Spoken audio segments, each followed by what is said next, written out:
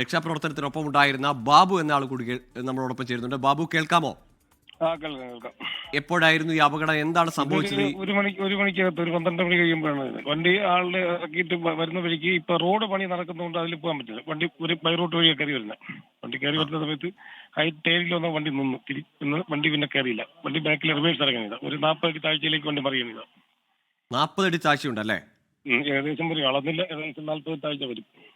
ശരി, അത് റിവേഴ്സ് എടുത്തതല്ല, വണ്ടി കയറ്റത്ത് നിന്ന് പോയി. അല്ല, വണ്ടി കയറ്റത്തിൽ വണ്ടി കയറാതെ വന്നപ്പോൾ അതിൽ നിന്ന് ആയ ഇറങ്ങി അട വെക്കാനായിട്ട് അവർ പുറത്തിറങ്ങുന്നു. സൈഡിലാണ് നിന്നത്, അതുകൊണ്ട് ഭാഗ്യമുണ്ട്, അല്ലെങ്കിൽ അവരെയും കൂടി ഇടിച്ചോണ്ട് വരേണ്ടത്. ആ സമയത്ത് വണ്ടി പുറകോട്ട് ഇറങ്ങിയത്. അവിടെ വണ്ടി പുറകിലേക്ക് പോകുന്നത് ഡ്രൈവർക്ക് നിയന്ത്രിക്കാനായില്ല അല്ലേ? ഇല്ല, ഡ്രൈവർക്ക് നിയന്ത്രിക്കാനല്ല. വണ്ടിക്കും വാഹനത്തിനും പഴക്കമുള്ള വാഹനമാണ്. ഇതില് ഈ ഹൈറ്റുള്ള റോഡിൽ നിന്നും തേരിയുള്ള റോഡിൽ നിന്നും പോകാൻ പറ്റുന്ന ഒരു വാഹനമല്ല. പുറത്തോട്ടിറങ്ങി ചവിട്ടി നിൽക്കുന്നില്ല. ബാബു, അവിടെ റോഡിന്റെ നിർമ്മാണത്തിലും അതിൽ അപാകതയുണ്ട്.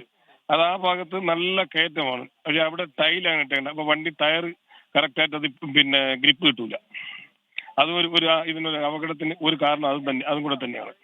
ഈ എല്ലാ കുട്ടികളെയും, മുഴുവൻ കുട്ടികളെയും അവിടെ നിന്ന് ആശുപത്രിയിലേക്ക് മാറ്റിയോ? എല്ലാവരും കൊച്ചു, ഒന്നും ആരുമില്ല. അതെല്ലാം വളരെ മൊത്തം പരിശോധിച്ച് പിന്നെ ഇതിനകത്ത് ആരുമില്ല. വലിയ പരിക്കുമില്ലെന്നാണ് അറിഞ്ഞ വിവരം. നിങ്ങൾ രക്ഷപ്പെടുത്തിയ കുട്ടികൾക്ക് മുറിവുകളോ അല്ലെങ്കിൽ അങ്ങനെ? മുറിവ് എല്ലാവർക്കും ചെറിയ മുറിവുണ്ട്. ഡ്രൈവർക്കും ഒക്കെ അല്ല, അങ്ങനെ അപകട രീതിയിലൊന്നുമില്ല, ആശങ്കയ്ക്കുള്ള രീതിയിലൊന്നുമില്ല. ഇല്ല, മുറിവും ചെറിയ പരിക്കുകളൊക്കെ ഉള്ളു. കൊണ്ടുപോകുമ്പോ ഇവിടെ നിന്ന് വലിയ പരിക്കുണ്ടോന്നൊക്കെ വലിയ ഹോസ്പിറ്റലിലേക്ക് പോകുന്നു. സ്ഥിരമായി ഈ റൂട്ടിൽ അപ്പോൾ ബസ് വരുന്നില്ലായിരുന്നു. ഇപ്പൊ റോഡ് പണി ആയതുകൊണ്ട് ഈ റോഡ് യാത്ര ഒരുപാട് വാഹനം പോകുന്ന ഈ റോഡ് വെട്ടിപ്പൊളിച്ചിട്ട് ഇളക്കിയിട്ടതിന് ശേഷം മൊത്തം ടാറ് ഇളക്കിയിട്ടതിന് ശേഷം അതിൽ നടന്നു പോകാൻ പോലും, ഒരു ബൈക്ക് പോലും പോകാൻ പറ്റാത്തൊരു സാഹചര്യത്തിലാണ് ബേക്കൽ മുതൽ തങ്കക്കല്ല് വരെ. അപ്പൊ എല്ലാ വാഹനങ്ങളും ഇപ്പൊ ഇതുവഴിയാണ് പോകുന്നത്. റോഡ് ബാക്കി ഗട്ടറും ഒന്നുമില്ല. വഴി ഇവിടെ നല്ലൊരു കയറ്റമാണ്. കയറി വരുമ്പോൾ നല്ല കയറ്റമാണ്. അത് ഒരു വർഷം 1.5 വർഷത്തിന് മുമ്പ് ഇതേ സ്ഥലത്ത് തന്നെ ഒരു 2 വീലർ വന്ന് വീണ് മരിച്ചുപോയി. ഇതേ സ്ഥലത്ത് തന്നെ? അതെ. ഇത് നല്ല ഒരു ഇറക്കമാണ്. ഇറക്കത്തിന്റെ 2 സൈഡിലും നല്ല ഒരു താഴ്ചയാണ്. അപ്പൊ ഇത് ഇറങ്ങിയപ്പോ വണ്ടി അവിടെ നിന്ന് ഇറങ്ങിയപ്പോ ഇട സൈഡിലേക്കാണ് മറിച്ചത്. റിവേഴ്സ് വരുമ്പോൾ വല സൈഡിലേക്കാണ് മറിച്ചത്. നന്ദി. ബാബു എന്ന പ്രദേശവാസിയാണ് ഇപ്പോൾ വിവരങ്ങൾ നൽകിയത്. ഏതായാലും വലിയ താഴ്ചയിലേക്കാണ് ബസ് മറിഞ്ഞത്. ബസ് കയറ്റം കയറാതെ വന്നു, പിന്നിലേക്ക് ഉരുണ്ടു പോവുകയായിരുന്നു.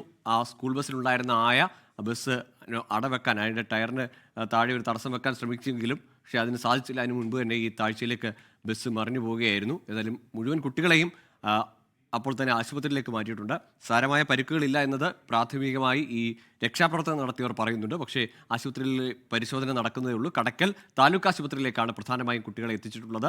അവിടുത്തെ പരിശോധനയിൽ തുടർ ചികിത്സ ആവശ്യമുള്ളവരെ തിരുവനന്തപുരം മെഡിക്കൽ കോളേജിലേക്ക് കൊണ്ടുപോകും. 22 കുട്ടികളാണ് ഈ ബസ്സിൽ ഉണ്ടായിരുന്നതെന്നാണ് ഷഫീദ് റാവുത്തർ നൽകിയ വിവരം. ലോകത്തെവിടെയായാലും ഏത് സമയത്തും 24 വാർത്തകളും ഓഗ്മെന്റഡ് റിയാലിറ്റി പാക്കേജുകളും എക്സ്പ്ലെയിനറുകളും വിശദമായി കാണാൻ ഞങ്ങളുടെ യൂട്യൂബ് ചാനൽ നിങ്ങൾക്ക് സബ്സ്ക്രൈബ് ചെയ്യാം.